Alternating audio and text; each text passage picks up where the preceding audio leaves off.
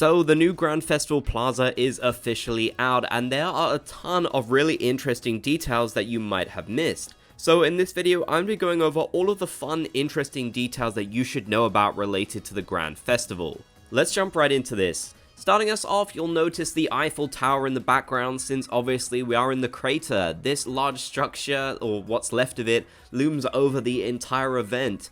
I just love the continuity of them using the place we basically arrived at the very start of the game. I think that is incredibly cool attention to detail. And yeah, it's just nice to see this place again, honestly. It was so prominent in the trailers for Splatoon.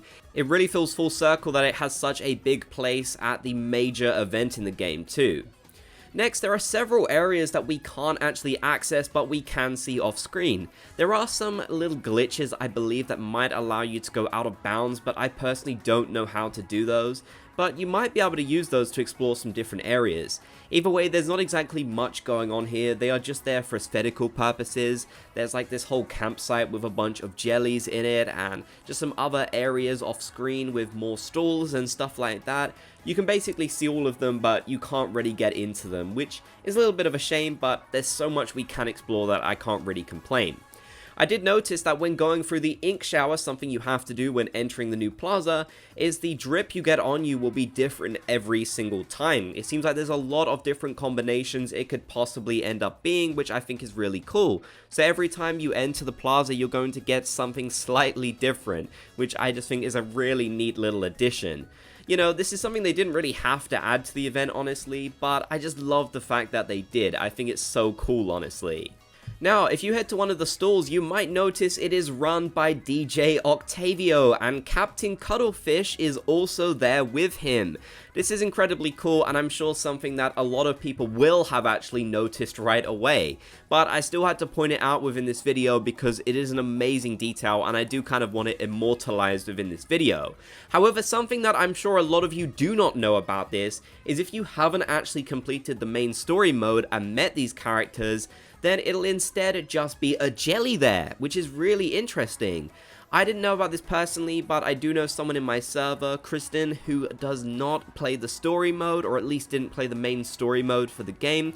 So yeah, there was just a jelly there instead, since they hadn't met these characters. I can't even believe that Nintendo thought about this, but honestly, this is such a cool detail. It's like an extra reward and bonus for those who have beaten the story mode.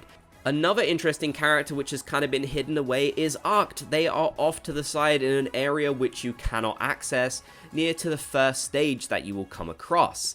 Now once again, I am wondering if it is the case that if you don't have the DLC, you might not see them there. I think that would be incredibly likely, to be honest with you, given how it was with Octavio.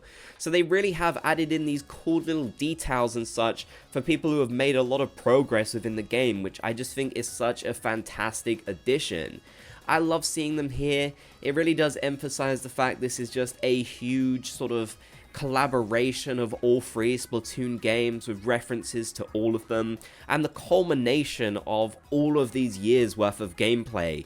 We might be moving on to something different in the future, but I just still think it's so cool that we're getting a chance to really celebrate what we've had so far with all of these special characters. There's also an interesting Pearl laptop as well by Arced, which kind of makes sense, although I was personally expecting to see Marina on it, but I guess it's actually Marina's laptop with Pearl on it, so that makes sense. We have another stall where you can see it's based on Robo Ramen, and there's even a robot here actually serving up the food too, which is such a neat detail. I really like this stage, and I love the miniature version you can see here. I just think it's a really cool reference to that particular stage. There might even be other stages with references too that you can find in these stalls. I'm not entirely sure, but this was the most obvious one to me that I noticed right away, so I definitely wanted to mention it within this video. If you have found any other little references to the other stages in the game, let me know, but I guess this one technically would make the most sense since, you know, it's a food-related stage and they're selling that here. Now, you might notice that Merch is chilling around. He has the same functionality that he always does in Splatoon, so that's really great that you can access that anytime you want. However, something that some people might have missed is he will actually swap out with Spike. Once again, I'm not sure if this is something that you'll only get if you have the DLC. it might be possible that is the case, but yeah, Spike will sometimes swap out with him, and Spike even has dialogue letting you know about this, which is just really cool. So you can see one or the other character at different times as the other one takes a break. I love the fact they did this, although it would have been really cool if we could have seen the two of them together. I think that's something I do feel is a bit of a shame, but it's still great the way they've done it, honestly. Also, there's a ton of really cool little interactions and jellies around that I absolutely love. There's so many of them. One of my favorites is this jelly that is on someone's head. I haven't seen this every single time, but I don't know, it's just really funny. I love it. And there's another one that's actually quite sad. It's a little baby jelly that dropped their ice cream, and you can see them crying whilst I'm guessing their siblings are running around them. It's absolutely tragic that this happened to them. There's just so many unique jellies around, all with their own animations and functionality. It's actually impressive how many of them Nintendo has been able to fit into this event, especially if you look at the main stages. It's quite crazy. Speaking of small little things, Little Buddy can be found around this new plaza too. You can catch him watching some of the performances. Here I saw him, I believe, in the stage that's in the middle.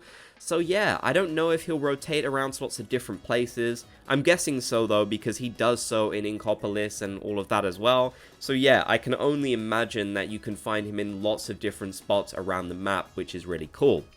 An interesting detail is you might notice lots of little lost toys around the map too, which I really like. I just think it adds that attention to detail and really gives that sort of theme of the event, you know, where you're in a kind of fairground almost, it feels like. You've got all these lost toys and drink cups on the floor and stuff.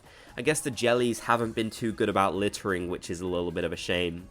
But it really does add amazing attention to detail to the event.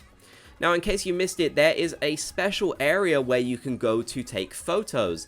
If you head up the scaffolding just in front of the major stage, you can head right to the top and there'll be a little tripod, which you can activate to take photos.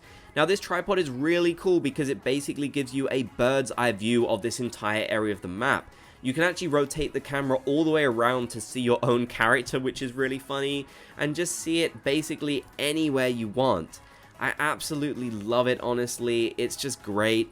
They went all out with the ability to take photos for this event, which I definitely think is so important as this is such limited time content.